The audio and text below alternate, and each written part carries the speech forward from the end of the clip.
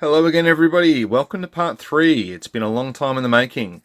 I apologise for the wait. I've been very busy with commissions, so I've put the commissions on hold for a little while just to focus on some of my own work. And we're going to bring you the newest update for the AMT Star Destroyer, which I will be converting to the Victory class. So thank you to everyone who's made comments on the other video. Yes, I will be doing this as a Victory class, and yes, I will be doing an Interdictor Cruiser 2 planned. So I will be doing one of those, not from an AMT kit. I'll probably use the smaller Revel kit for that. If I'm feeling really extravagant, I might use the Zvezda and Revel Star Destroyer, the big one. But yeah, I don't know. I haven't decided yet, but I will be doing one. But I'll just a quick update. I thought I'd show you the guns on this model.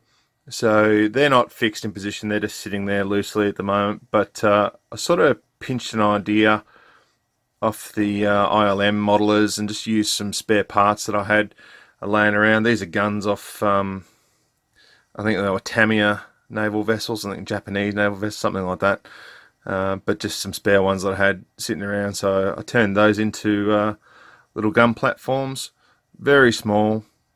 You can see the detail on them there, and used a bit of tank track at the back just to give them some backing. I'll try and zoom in on that for you. They're really tiny, but yeah, I think they've come up well. I decided to do 3 sets of the smaller one and one bigger one, and I did that on both sides. So you can see that there. That's really all I've done on the top hull, but I have been busy on everything else. So let's have a look at what we've got for you. So, as I said, I'll be converting it to the Victory class. So the first thing I want to show you is just the little, I'll call them baffles that we put on the side here. And I've engraved those as well, along with what I've done with the rest of the hull. I'll probably do a few more marks on those just to give it a bit more detail. It looks a little bit sparse at the moment.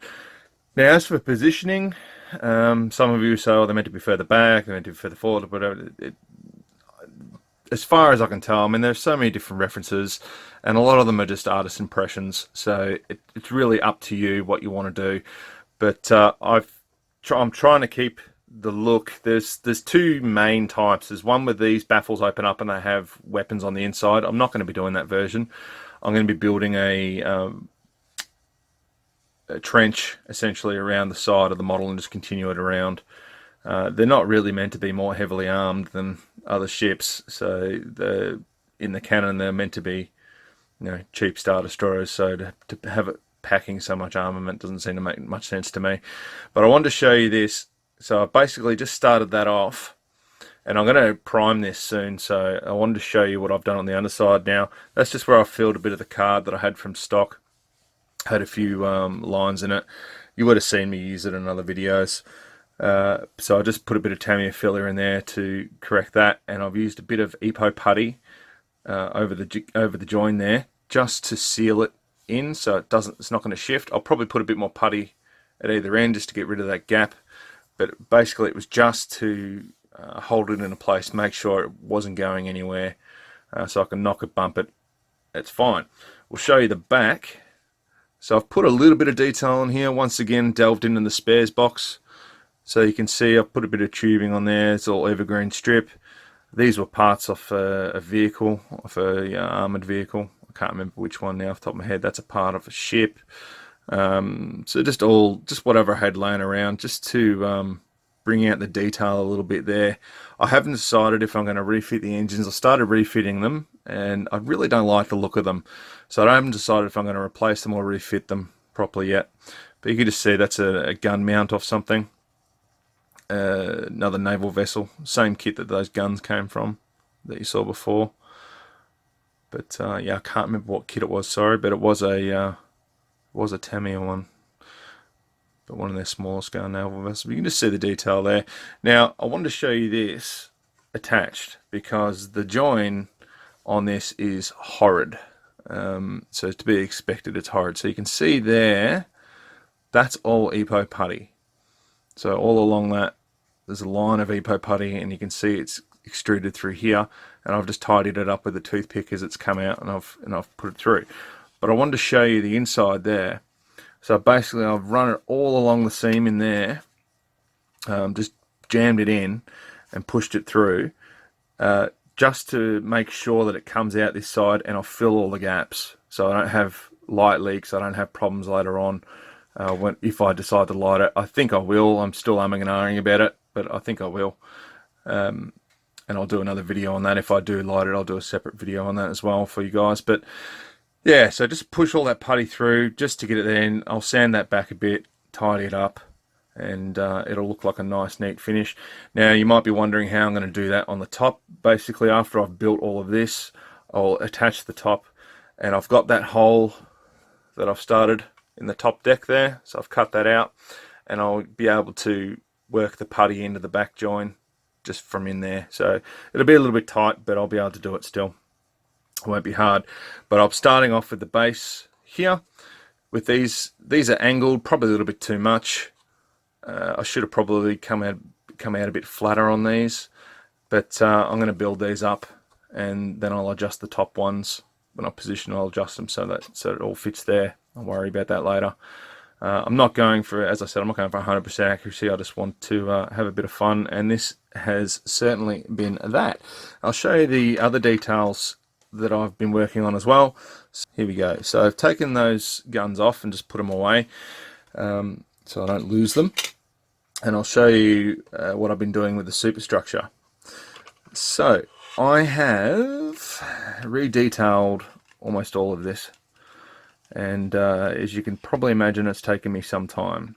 So the fit of this is pretty much like the rest of the kit, pretty awful, but I've been working on this to up the detail. So what you'll see in here, bits of plasticard mostly. I have used bits of tank track. I've used just spares from different tank kits. So there's a bit from a Tiger 2, there's a bit from Panzer 4, Panzer 3. There's actually that little grey piece came off a T55 135 scale. So there's stuff from everywhere that I've just picked up. A little bit of naval vessel, just picked up, and sort of in the spirit of how ILM did their original kit bashing. So I really wanted to just have a lot of fun, and it really was. It was great. So I've got bits from everywhere on this.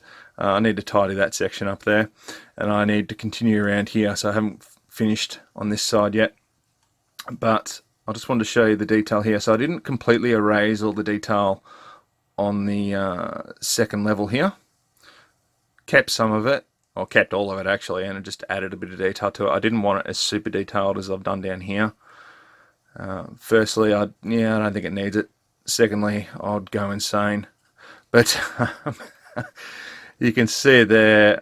It's been a lot of work, but a lot of fun. I've enjoyed it. Absolutely enjoyed it. Had an absolute blast. There's another bit off a ship that they use for docking, I think, to stop them from banging into the piers and damaging stuff. But yeah, I had an absolute blast. I've tried to keep the front symmetrical to either side, except for the upper deck. I didn't worry about that so much, but just along here, you'll notice I've duplicated it on either side, and I've continued that around to here. Now, on that side, I was duplicating the same as this, and I just went, no, that's just getting too insane. Not going to bother doing that. So no one's really going to notice it anyway, so I'll just make up that side as I go. But I wanted to show you these sections complete, because there's a few bits and pieces I had to change here to get this to work. So there's 2 pieces on the front, another 2 pieces on the side. You've got the base bit, this bit, and then there's 4 pieces making the next level up. Now I wanted to show you the underside. All that plastic card you can see in there is bracing. So that's these parts here, just to keep them from, because they just went in instead of staying out properly. They just went in, they weren't molded very well. So I've just put a little bit of plastic card there to force those out, and I've put it in a spot where if I do lighting, it's not going to get in the way. And I've reinforced the whole back of this just so it holds its shape and it stays together. It's not going to shift, it's not going to move. I'm not going to have any problems mucking around with it, trying to get everything to sit right. So it'll go exactly where I want it to when it's in position. So we'll just show you that there. A bit of mucking around, but that's how it'll sit. So it's going to look pretty nice, I believe. When that's in, it should look very good. That's not all I've done though. So I'll show you that. We've done the next part up, and I've just done that very basically. And then we've got these two parts on the side. These will need to be fitted, but I'm keeping them off for the moment until I decide whether or not how I'm going to do the lighting, and I'll fix those at that stage. But I've just added some detail on those, so you can see those there, and it just sort of marries it in. Well, there you go.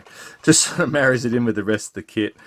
So that's a terrible fit on all this stuff. And someone said to me, you know, you're being quite harsh for the age of the kit. Well, just remember, you know, Tamiya was making perfectly fitting kits virtually, you know, 10 years prior to this thing was produced. So I don't think I'm being too harsh, but you know, I sort of poo-hoo this a lot. It's certainly not worth what they're selling for these days. And detail on the bridge here. So I've done a little bit of scribing work on this, not too much. Just a bit of plastic card work just to bring up the detail. Same on the front. And I'm going to work on the side. I'm going to leave the back. I've just put a little bit either there just to give it a bit more depth. And lastly, this is a work in progress, the bridge. So that's the bottom of the bridge, and that's going to be the top, obviously. The Victory classes have sort of a bridge protrusion comes out, and they've got some, for lack of a better term, some poles or antennas that come out here and along the top. So I'm going to bring those out, and I'll do that with a bit of aluminium tubing, just get some different sizes on there, and EPO putty in behind it. The bridge is out of scale. It's too wide, it's too tall. I have ummed and ahed about the bridge for ages. I'm not going to shorten it, but I am not going to short it height-wise, but I am going to make it a bit narrower. So I'm going to probably take about 2 mil off each end. And it's still undecided, but I think that's what I'll end up doing. And just put it in there. Now you can see I've puttied up some of the gaps with the plastic card there, because when they put a lot of glue on this, the plastic card sort of really conforms to the surface below. And I'd sanded the absolute bugger out of the surface below, so there's all pits and everything in it. And that's pretty much why I use the plastic card, just to give me a nice flat surface, and then work on it without having to go over all the bits where, you know, I'd worked the detail off. Just a bit easier. But yeah, so I'm still working on that, and I'm just doing this by eye. I'm not using, you know, really many references at all. So long as it looks like a Victory 2 when I'm done, I'm happy. You know, it doesn't have to be a Picasso. And we'll do the back here. I'll put a bit of detail on that as well. That's been sanded down. But I wanted to show you this part before I continue on, because I am going to be spraying the back of this with a primer. I normally don't use primers. It's just because I've done so much sanding, so much engraving, so much everything. There's going to be errors all over it that I might not necessarily see with the eye. So I'm going to spray it with a primer and get it all looking nice and neat and perfect, and then build up from there upon that, and then work on these sections. And yeah, so home stretch, we're almost there. I'm really excited about this kit. I love it. So I've built quite a few of the Zvezda ones, and now for people, and they're brilliant kits. The AMT one, I really wouldn't bother with it anymore. If I hadn't put so much work into it already, I honestly wouldn't be doing this, because it's just a big job. But we're getting there. So the Victory class is definitely going to be the way to go. I reckon it's going to look awesome sitting next to the larger scale Zvezda. And yeah, so what we'll probably do is I'll do a couple more videos showing construction build as we go, and giving you updates on that, same as I have been with the other stuff. Once I've done that, I'll probably do a build video showing the wiring and everything, all the lighting and stuff that were put into it. I'm going to mount this on a stand as well, so I'm going to make up a little wooden stand, wooden base that you would have seen in videos like the one I did on the Galactica, similar to that. So it's just a good way of keeping the battery packs out of the model and easy to access, and you know, so on and so forth. But it's coming along beautifully. But yeah, if you are doing it, highly recommend EPO putty. Put it into the gaps, dries in a couple of hours. I usually just leave it overnight, but dries in a couple of hours, and that's fixed a light blocking nightmare. Really, it has. That would have been shocking. So that has made that bit a lot easier, and I'll use the same around the hanger. If you've seen the other video, you said the hanger doesn't fit very well into here, so I will, once I've got that all prepped, I'll lipo that in there as well, and we'll go from there. Yeah, thanks for watching. Please like, subscribe, share, tell a friend, send a carrier pigeon, whatever. Update your Facebook status. I don't care. But anything to help us grow would be fantastic. Thank you for everyone who's been watching and commenting. I really appreciate it. I love seeing the feedback. And for those of you that have said, hey, we'd like to see an interdictor, I plan to do one. But I've got a bit of work to do on this yet. So we're getting there. But I'll have another video for you soon. It's not going to be as long as the other one. As I said, I've stopped doing the commissions for the time being.